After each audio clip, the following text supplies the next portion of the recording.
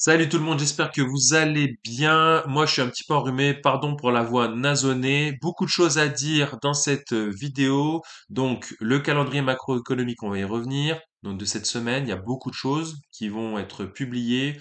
LVMH qui va publier ses résultats trimestriels du T3 demain. Comme j'ai dit dans ma précédente vidéo, il y a aussi Essilor-Luxottica et la Française des Jeux pour le 17 octobre, après clôture. Il y a également le CAC 40 dont il faut parler et bien sûr S&P 500, Nasdaq et Dow Jones. On peut parler également de Tesla avec leur robotisation et voilà. Vous êtes de plus en plus nombreux à me regarder, je vous en remercie. Il y a toujours la moitié d'entre vous qui ne sont pas abonnés. C'est juste un petit clic en bas à droite, s'il vous plaît. Merci de votre soutien. Bien sûr, le pouce vers le haut. Merci beaucoup. Allez, on commence par le calendrier macroéconomique.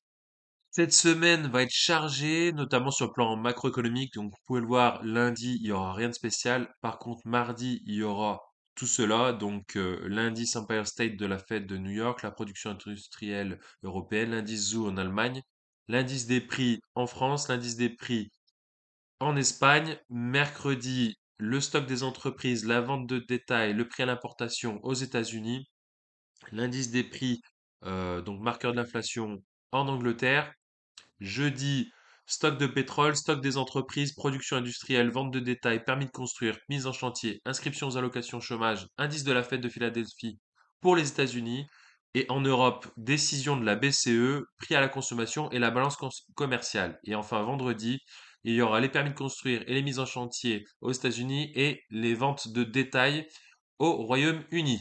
Comme vous l'aurez compris, la journée la plus importante sur le plan macroéconomique, c'est jeudi 17 octobre avec la décision de la BCE d'abaisser ou non ses taux directeurs. Donc on s'attend à une baisse prévue de 0,25%.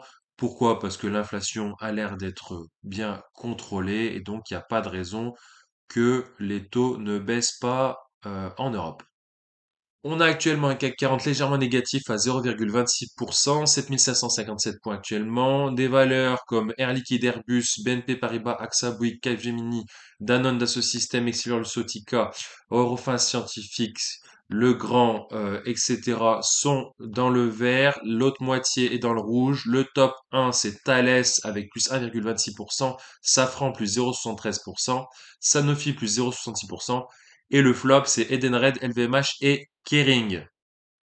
Je vous ai également affiché à titre informatif le Bitcoin autour des 64 000 dollars, le Brent autour des 77 dollars, les ETF World, Amundi, EWLD, CW8 qui sont légèrement positifs à plus 0,3%, le ETF Nasdaq 100 LQQ à plus 0,39%, le l'ETF sur les obligations qui est légèrement positif, un autre ETF Nasdaq PUST positif, et puis les deux derniers sont des ETF SP500, celui BNP ESE que j'ai majoritairement en portefeuille, et le deuxième que j'ai de l'ordre de 5% dans mon portefeuille, c'est celui d'Amundi. Voilà, les deux sont à plus 0,3%. Pour ceux qui ne le savent toujours pas, les indices américains font mieux que les indices français. Vous voyez, en bleu, c'est le CAC 40, en jaune, c'est le S&P 500. Vous voyez, sur un an pile, plus 33% pour le S&P 500 et le CAC 40, plus 7,7%. Voilà pourquoi je suis massivement investi sur les ETF S&P 500.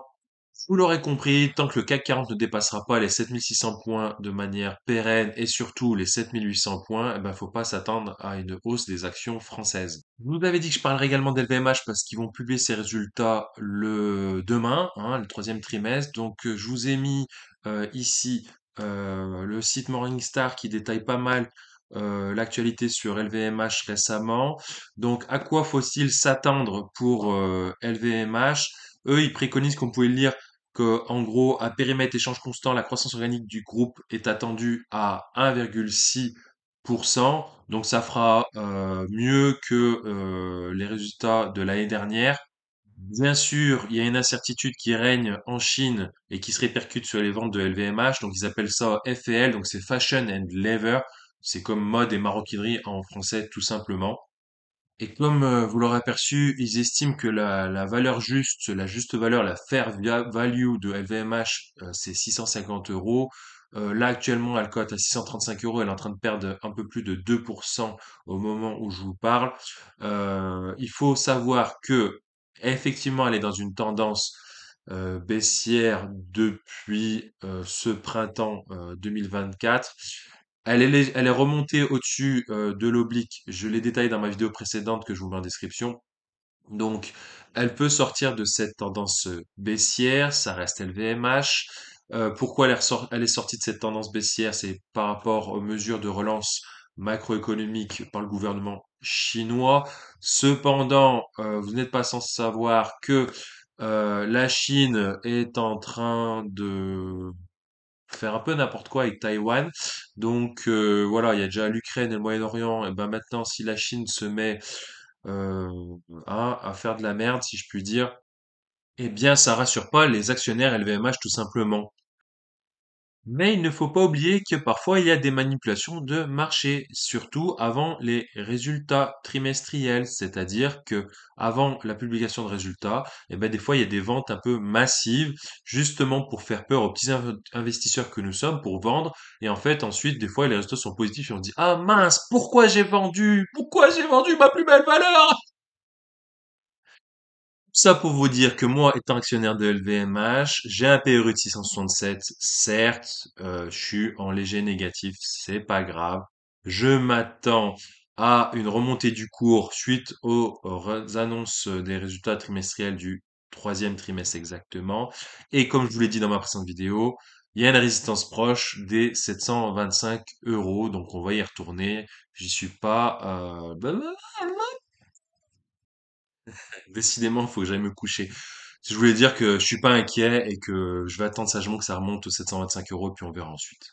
Pour ceux qui vivent dans une grotte, qui n'ont toujours pas vu cet extrait, ben voilà, ce sont les prototypes robots de Tesla qui justement peuvent interagir avec nous, peuvent nous faire des cocktails que vous pouvez le voir sur cet extrait vidéo. Et donc du coup, qu'est-ce que ça a donné sur le cours de l'action Tesla?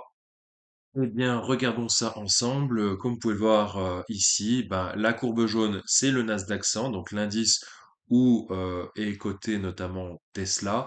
Et la courbe bleue, c'est l'action Tesla. Donc, vous voyez, c'est la courbe sur un an. Donc, autant vous dire que elle ne suit pas le même chemin que les autres magnifiques, les autres 7 fantastiques, hein, Nvidia, Google, Amazon, etc. Et si on zoome sur les 5 derniers jours, notamment donc du coup l'annonce des robots Tesla Optimus et des robots taxi, ben, comme vous pouvez le voir, elle a chuté fortement l'action. Bim, moins 20 dollars, c'est-à-dire moins 12,5% pour l'action de Tesla, qui fait partie du Nasdaq. C'est pourquoi je préfère investir sur le S&P 500, car c'est un indice plus large que le Nasdaq 100, qui est plutôt axé tech notamment, mais pas que. Et enfin, nos deux Gugus, enfin deux Gugus, je dis ça, mais ce vont être l'une de ces deux personnes sera la personne la plus puissante dans notre monde, hein, donc c'est pas vraiment des Gugus, hein, Ouais, c'est des gugus. Appelle-les comme tu veux. De toute façon, c'est la même, c'est la même. Que ça soit l'un ou l'autre, ça changera pas grand-chose. Enfin, si, il y en a un, il est quand même un peu taré, et l'autre, on sait pas trop ce qu'elle vaut. Bon, voilà. Après, la nouveauté, c'est que ce serait la première femme présidente des États-Unis, donc ça pourrait être un exploit majeur dans la politique, et donc ça pourrait faire honneur à beaucoup de femmes. Ça aussi, il faut en tenir compte, hein. C'est comme Obama qui était le premier président noir aux États-Unis. Voilà, ça a fait quand même son petit effet. Ils sont au coude à coude, donc voilà. Pour ce qui est des boursicoteurs, ça changera pas grand-chose sur nos investissements parce que les deux sont plutôt pro action, si je puis dire. Et voilà, c'est la fin de cette vidéo. Si ça t'a plu, n'hésite pas à me le dire en commentaire, à liker, à partager et surtout à t'abonner. Et je te dis à plus pour de nouvelles aventures. Ciao, ciao.